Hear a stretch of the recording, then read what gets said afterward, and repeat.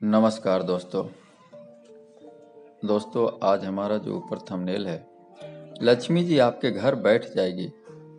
कार्तिक कृष्ण की त्रयोदशी की ये कहानी सुनने के बाद एक पौराणिक कहानी के अनुसार उज्जैन की नगरी में एक ब्राह्मण रहता था जो बहुत ही निर्धन था। वह भगवान विष्णु और माता लक्ष्मी का एक साथ पूजा करता था। उसके पश्चात ही जल तथा अन्न ग्रहण करता था। ब्राह्मण की पत्नी बोली, अब पूजा पाठ हो गया है तो कुछ काम कर लो। जाइए नगर में भिक्षा मांग कर लाइए जिससे कि मैं भोजन की व्यवस्था करूं। ब्राह्मण बोला, ठीक है, जा रहा हूं। नगर के हर द्वार पे गया, जहां वो जाता वहां उसको भिक्षा नहीं मिलती। वो बहुत उदास हो गया और माँ लक्ष्मी और भगवान विष्णु से कहा कि हे प्रभु, आज लगता है भूखा ही सोना पड़ेगा।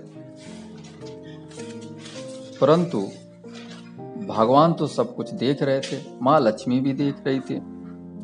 जिस रात को वो ब्राह्मण भूखा सोया था कि माँ लक्ष्मी ने उसे स्वप्न में दिखाई दिए और ब्राह्मण से बोली, हे ब्राह्मण, कार्तिक कृष्ण त्रयोदशी के दिन तुम शाम को मेरी पूजा अर्चना करो, जिससे कि मैं तुम्हारी निर्धनता को दूर करूंगी।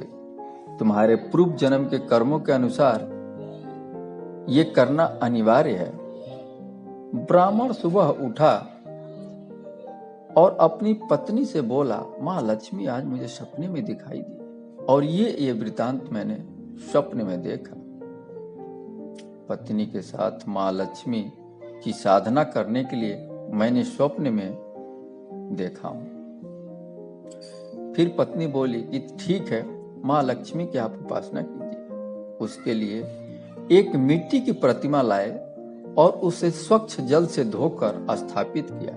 उसके बाद माँ ने उसे दर्शन दिया और बोली कि हे ब्राह्मण, मांगो, क्या चाहिए। ब्राह्मण बोला कि हे माता, मैं तो एक ब्राह्मण हूं, भिक्षा से अधिक मुझे क्या चाहिए।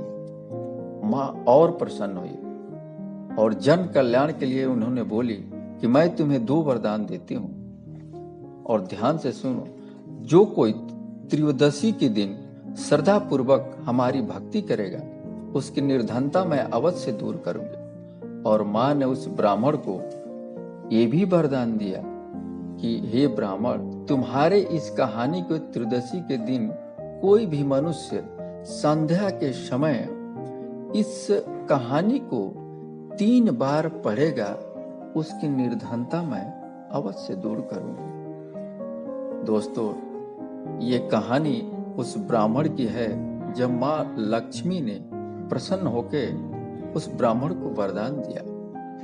तब से ये त्रयोदशी की व्रत, कहानी, पूजा और पाठ का प्रचलन शुरू होता है। भक्तजनों, इस कहानी का निष्कर्ष यही है कि माँ की श्रद्धा पूर्वक भक्ति अगर त्रयोदशी की शाम को किया जाए तो सफल होगा।